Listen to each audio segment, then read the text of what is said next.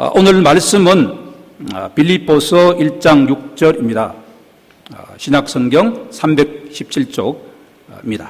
한 절이기 때문에 제가 여러분들께 봉독해 올리겠습니다. 너희 안에서 착한 일을 시작하신 이가 그리스도 예수의 날까지 이루실 줄을 우리는 확신하노라. 아멘. 모든 성경은 하나님의 감동으로 된 것입니다. 하나님께서 오늘 우리에게 주시는 빌립보서도 예외가 될 수 없습니다. 하나님은 성경 말씀을 통해서 예수 믿는 자를 교육하십니다. 성경은 때로는 교훈하시고, 때로는 책망하시고, 때로는 바르게 하시고, 또 의롭게 하십니다. 그러면 하나님께서 예수 믿는 자를 교육하시는 궁극적인 목적은 무엇일까요? 그것은 하나님의 사람을 온전하게 하며 모든 선한 일을 행할 능력을 갖추게 하는 것입니다. 여기서 우리는 선한 일, 곧 착한 일에 주목할 필요가 있습니다. 오늘의 설교 제목 성도의 확신은 착한 일과 밀접하게 관련되어 있기 때문입니다.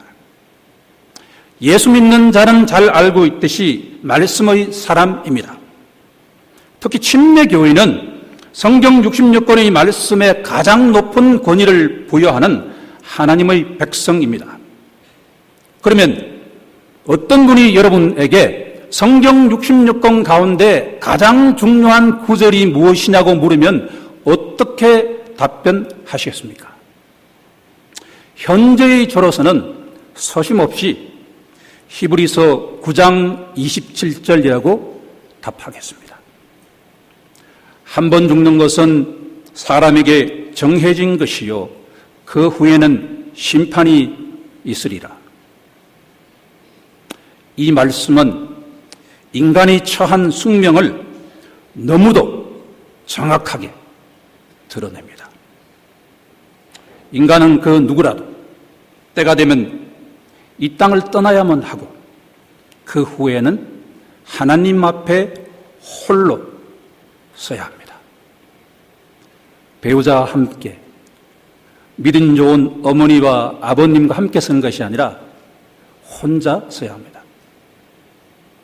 덴마크 출신 실존주의 철학자 키에르케고르는 인간의 실존을 단독자라고 하는 단어로 요약 정리했습니다.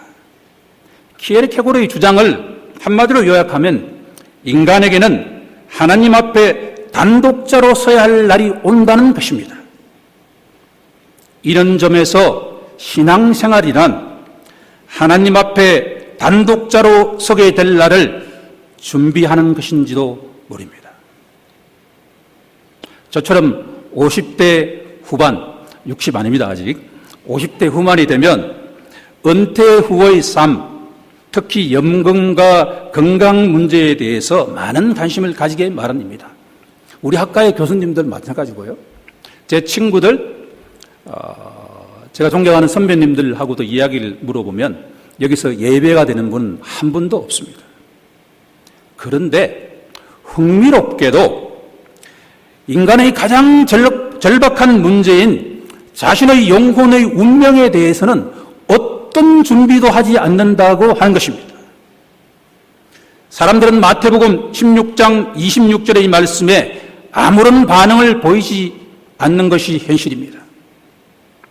사람이 만일 온 천하를 얻고도 제 목숨을 잃으면 무엇이 유익하리요? 사람이 무엇을 주고 제 목숨과 바꾸겠느냐?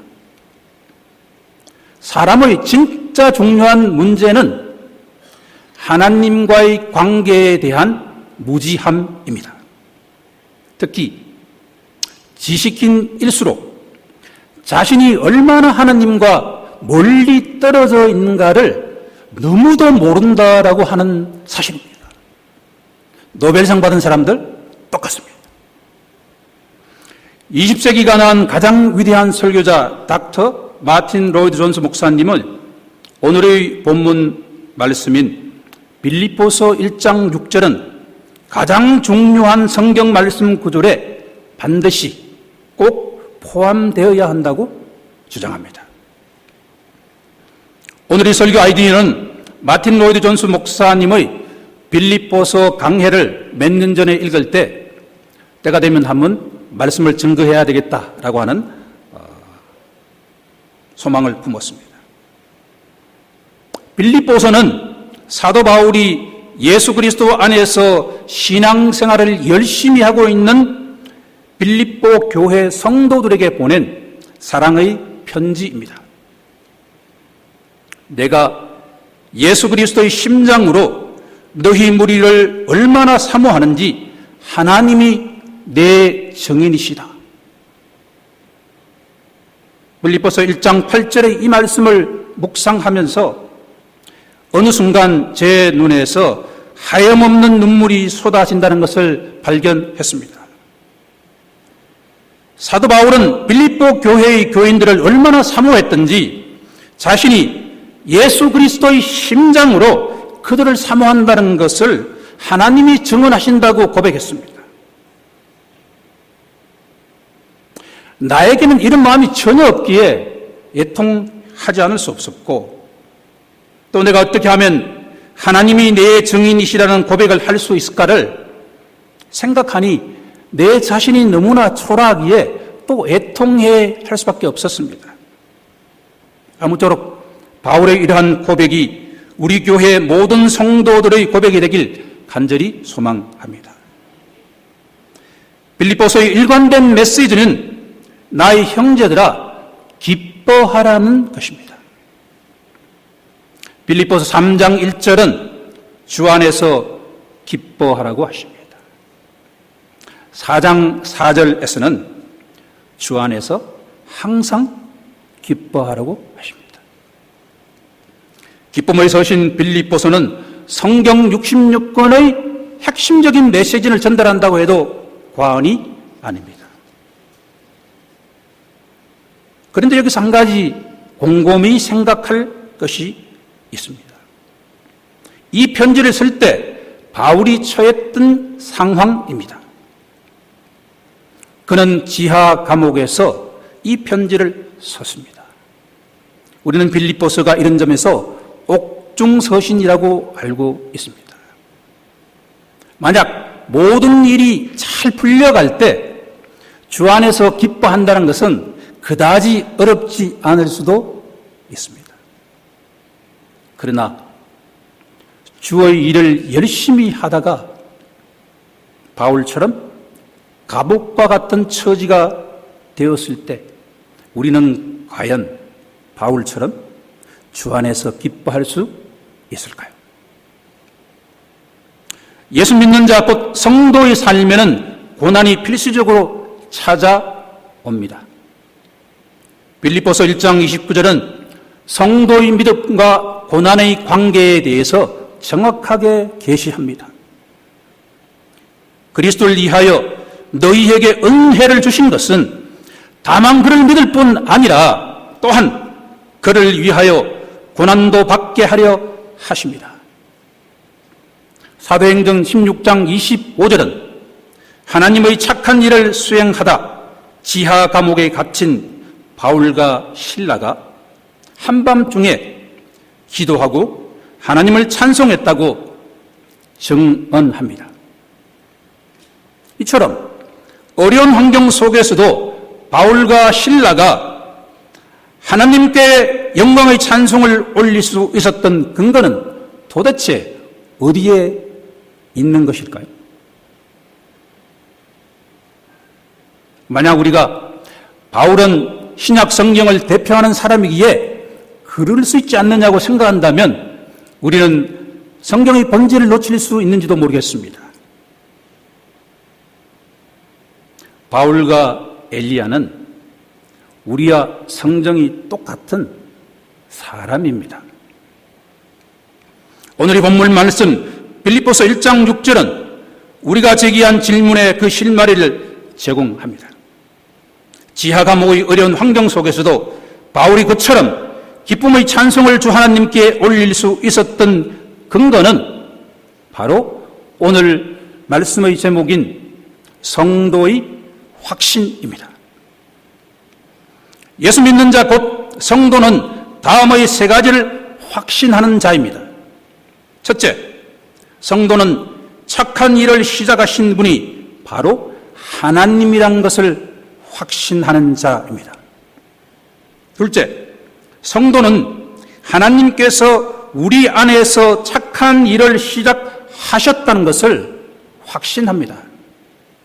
셋째, 성도는 우리 안에서 착한 일을 시작하신 하나님께서 그리스도의 예수의 날까지 지속적으로 그 일을 추진해 가신다는 것을 확신하는 자입니다. 그럼 지금부터 성도 이 세 가지 확신을 하나하나 탐색해 보도록 하겠습니다. 첫째, 착한 일을 시작하신 이는 바로 하나님이십니다. 여기서 착한 일은 무엇을 뜻할까요? 한 번 죽는 것이 숙명적으로 정해진 인간에게 착한 일은 도대체 무엇일까요? 배고픈 사람에게 빵을 주는 것은 분명히 착한 일입니다.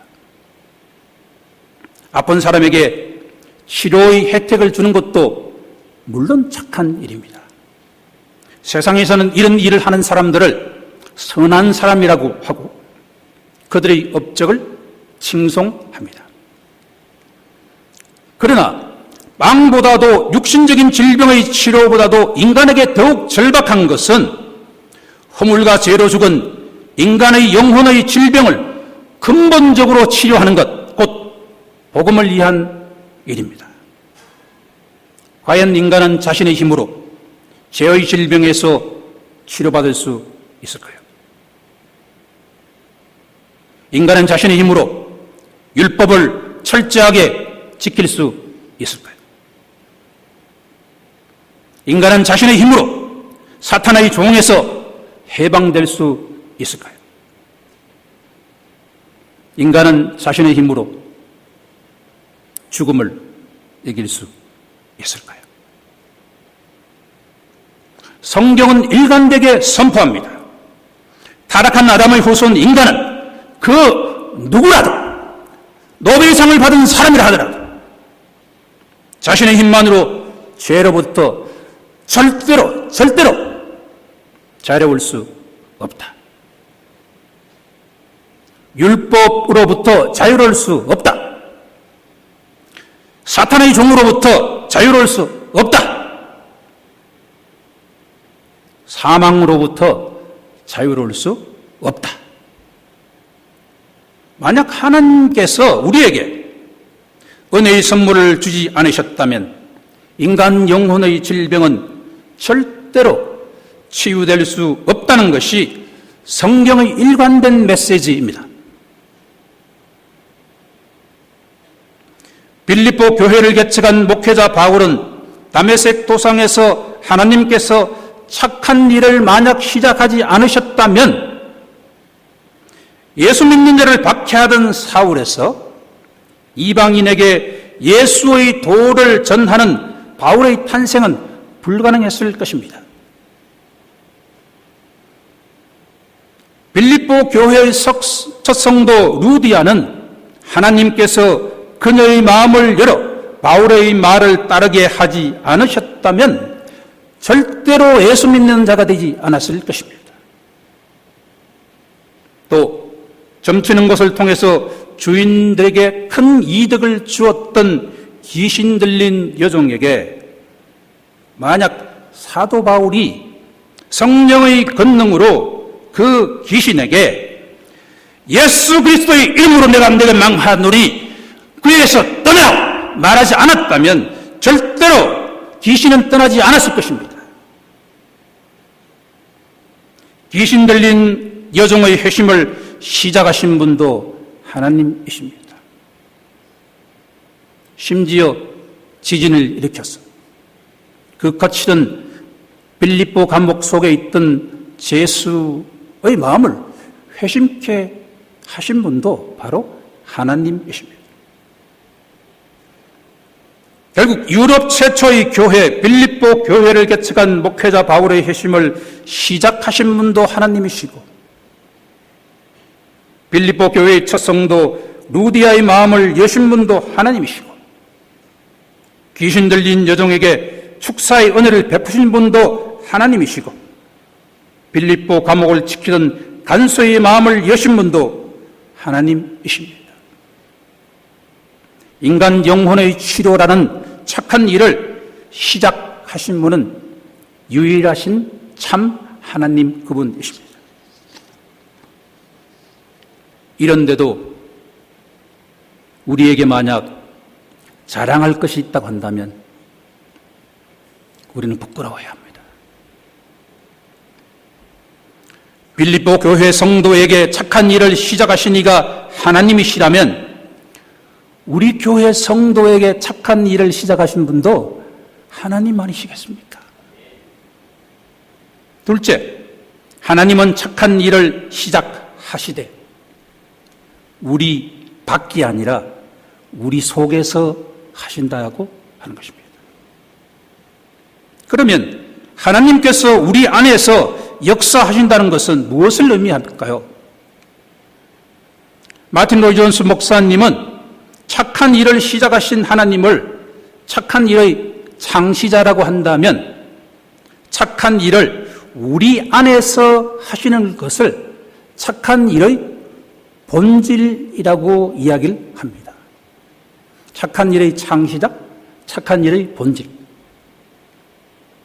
사도 바울은 하나님께서 시작하신 착한 일을 다시 태어남, 새로운 창조, 중생, 거듭남 등 다양하게 표현합니다. 하나님은 한 영혼 안에서 착한 일을 시작하십니다.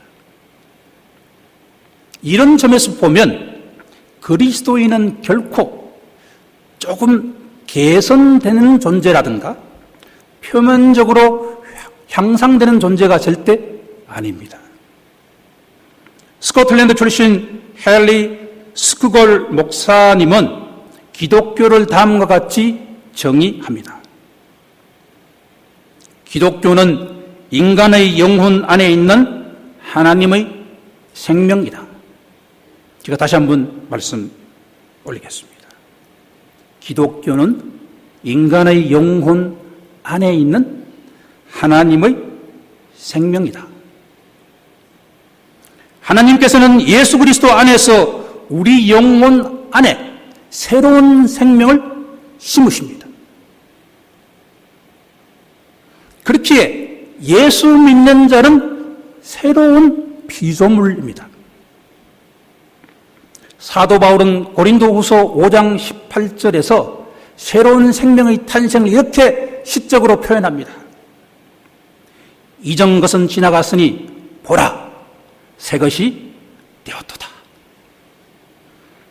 이상의 내용을 정리해보면 하나님께서 가장 먼저 하시는 일은 우리의 형편과 처지를 깨우쳐 알게 하십니다. 우리는 라오디게아 교회 교인처럼 스스로 나는 부자라, 내가 부유하기 때문에 부족한 것이 하나도 없다고 이야기할 때가 많죠. 하지만 하나님은 우리에게 다음과 같이 말씀하십니다.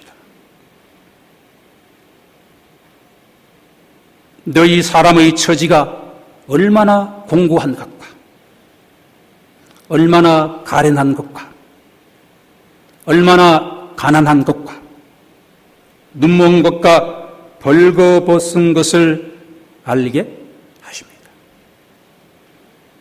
그 다음 성령께서는 예수 그리스도를 계시하십니다. 어느 날 성령께서는 우리의 마음을 여셔서 예수 그리스도와 그 십자가의 참된 의미를 깨닫게 하십니다. 하나님의 전적인 은혜로 우리는 예수 믿는 자가 됩니다.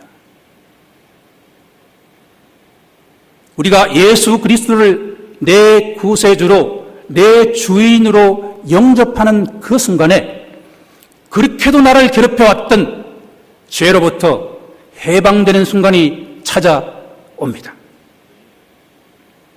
한마디로 예수 믿는 자, 곧 성도는 자유인, free man, free woman입니다.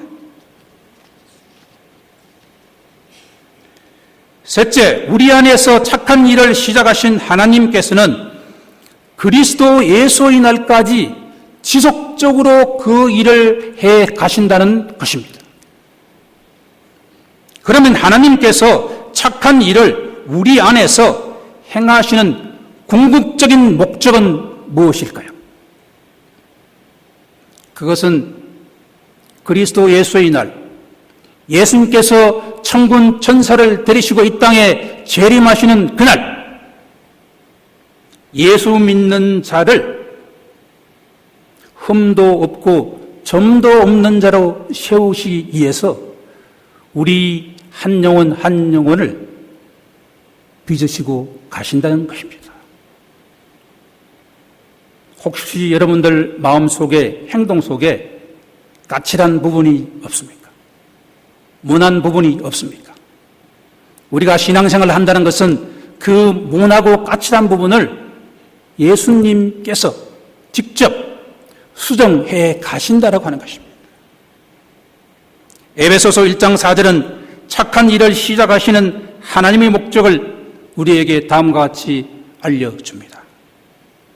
곧 창세전에 그리스도 안에서 우리를 택하사 우리로 사랑 안에서 하나님 앞에 거룩하게 흠이 없게 하시려고. 사도 바울은 고린도 교회 교인에게 보낸 첫 번째 편지 고린도전서 15장 53절에서 다음과 같이 선포합니다. 이 썩을 것을 썩지 아니할 것을 입겠고 이 죽을 것이 죽지 아니함을 입으리라. 또 사도 베드로는 자신의 두 번째 서신 3장 13절에서 이날을 다음과 같이 선포합니다. 우리는 그의 약속대로 의가 있는 곳인 새 하늘과 새 땅을 바라보리라.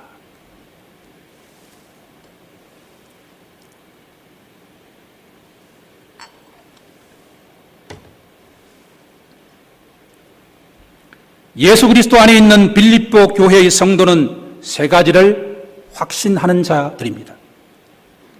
첫째, 한 영혼의 구원이라는 착한 일을 시작하신 분이 하나님이시라는 것을 확신합니다.